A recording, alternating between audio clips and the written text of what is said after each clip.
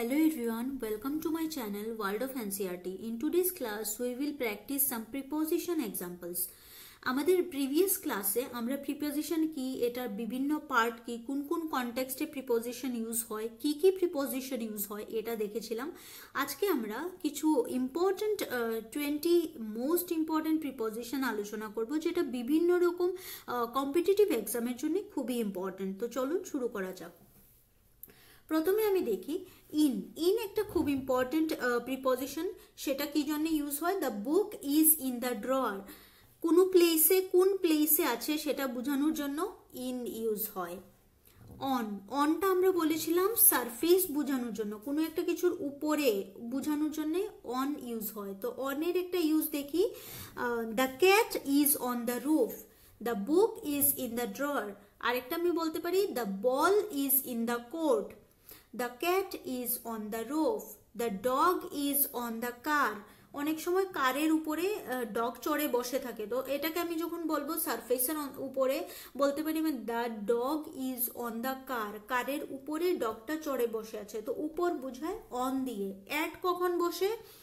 She is at the station. At বিভিন্ন রকম ভাবে বসে, স্পেসিফিক টাইম বুঝাতে অ্যাট বসে, স্পেসিফিক প্লেস বুঝাতে অ্যাট বসে। তো এখানে একটা উদাহরণ দেওয়া হয়েছে প্লেসের। She is at the station, ও কোথায় আছে? ও স্টেশনে আছে। আমি আবার যদি টাইম বলতে পারি তাহলে এইভাবে বলতে পারি যে অ্যাট 7 PM, 7টার সময় ও স্টেশনে আছে। বাই দিয়ে বিভিন্ন কিছু বোঝানো হয়, বিলঙ্গিং বোঝানো হয়। তো বলছে the painting was done by Picasso, এই পেন্টিংটা পিকাসো দ্বারা লেখা হয়েছে। বা আমরা যখন ভয়েস চেঞ্জ করি তখনও আমরা দেখি যে ইনডাইরেক্ট ভয়েসে যখন আমরা বলি তখন এটাকে এরকম ভাবে হয় যে বাই মি, আমার দ্বারা কোনো একটা কাজ হলে this article is written by me, this painting was done by Picasso. এরকম ভাবে বাই দিয়ে বোঝায় কার দ্বারা করা হয়েছে। উইথ দিয়ে কি বোঝায়? হি কেম উইথ হিজ ফ্রেন্ড, কার সাথে এসেছে সেটা বুঝালে, সাথে বুঝালে ইউজ হয় উইথ প্রিপোজিশন। উইথ আরো বিভিন্ন কনটেক্সটে ইউজ হয়, যেমন I am with her, I will cut this fruit with knife, I will write this letter with pen। এরকম ভাবে with দিয়ে বোঝায় কার দ্বারা বা কিসের সাহায্যে। he came with his friend, কার সাথে এসেছে? এখানে সাথে বোঝাচ্ছে he came with his friend। I came with my friend, with my mother। এটাও উদাহরণ হতে পারে। নেক্সট উদাহরণ about দিয়ে কি বোঝায়?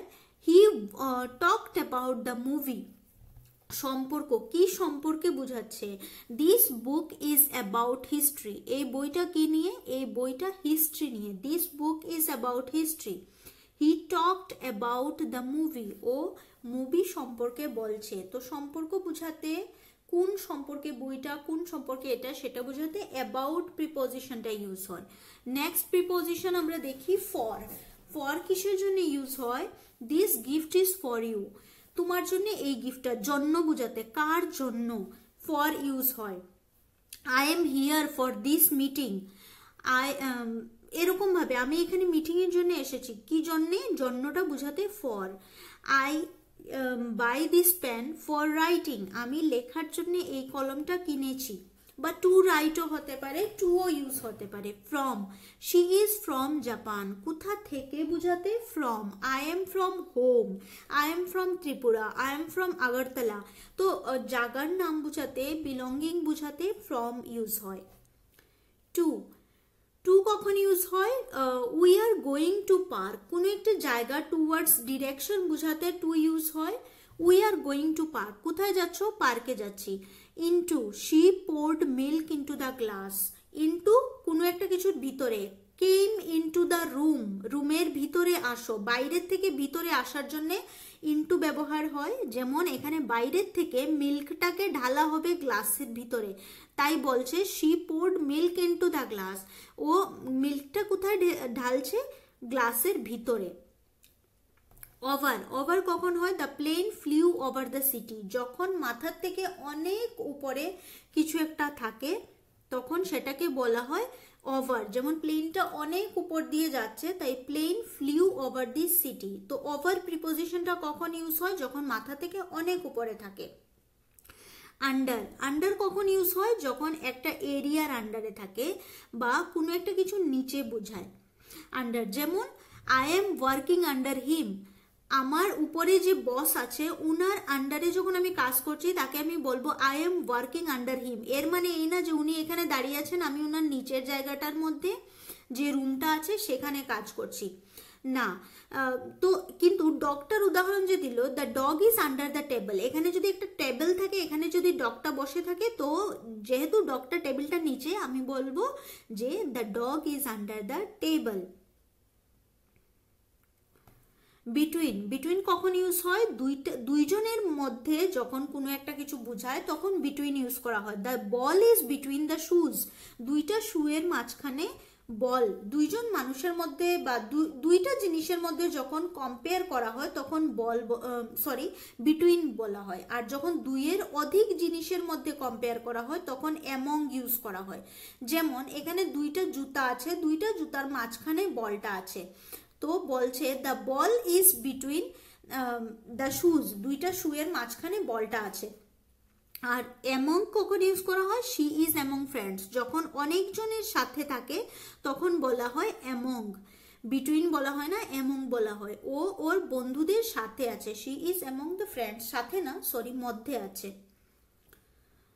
আফটার, আফটার এই প্রিপোজিশনটা কখন ইউজ হয়? আফটার বলছে after let's meet after the show, পরে, কোনো একটা কিছুর পরে, শো এর পরে। তারপর আমি এখানে আরেকটা উদাহরণ বলতে পারি, let's talk after the class, ক্লাসটার পরে আমরা এটা নিয়ে কথা বলবো। Let's discuss about your doubts after the class, আপনার ডাউট সম্পর্কে ক্লাসের পরে ডিসকাস করব। বিফোর, বিফোর কখন ইউজ হয়? Finish your work before dinner, কোনো কিছুর পূর্বে বোঝাতে বিফোর হয়। I came here before he came, before he come, তো ও আসার আগে আমি আসলাম, এরকম ভাবে বিফোরটা বোঝানো হয় কোনো একটা কিছুর পূর্বে। Finish your work before dinner, ডিনারের আগে তোমার কাজগুলি শেষ করে নাও। ডিউরিং, ডিউরিং কখন বোঝায়? She slapped during the meeting, যখন মিটিং চলছিল তখন সে ঘুমিয়েছিল। কোনো একটা কিছু চলার মাঝখানে। আমি এখানে আরেকটা উদাহরণ দিতে পারি, she talked during the class, ও কথা বলছিল ক্লাস চলাকালীন।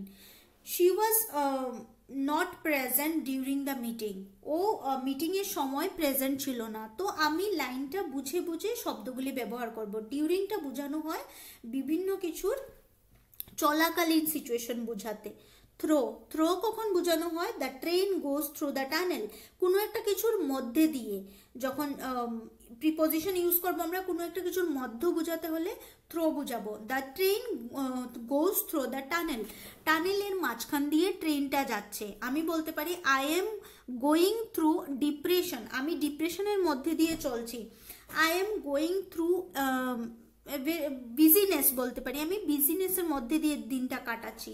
তো কোনো একটা কিছুর মধ্যে দিয়ে চলাটাকে থ্রো দিয়ে আমরা এক্সপ্রেস করি। এগেইনস্ট কখন বলা হয়? এগেইনস্ট বলা হয় বিপক্ষে। বিপক্ষ মানে মানুষ না, যে কোনো কিছুর এগেইনস্টে হতে পারে। I am talking against him, আমি ওর বিপক্ষে কথা বলছি। He leaned against the wall, ওয়ালের বিপক্ষে, ওয়ালে ধাক্কা দিয়ে ও দাঁড়িয়ে আছে। He leaned against the wall. They voted against the politician, একজন পলিটিশিয়ানের বিপক্ষে ভোট দেওয়া হলো। এগেইনস্ট কথাটাকে বিপক্ষ বোঝানো হয়।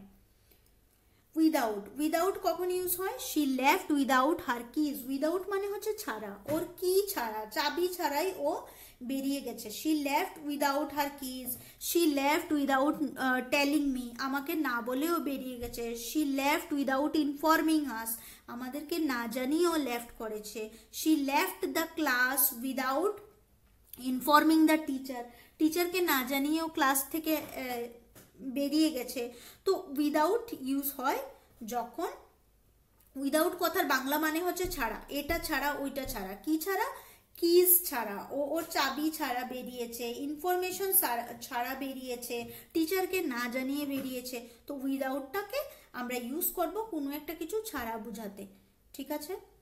তো থ্যাংক ইউ আপনাদের সবাইকে। নেক্সট ক্লাসে আমরা আরও কিছু প্রিপোজিশনের এক্সাম্পলস দেখব। আশা করি যারা আজকে ক্লাসটা করেছেন তারা প্রিভিয়াস ক্লাসটাও দেখেছেন।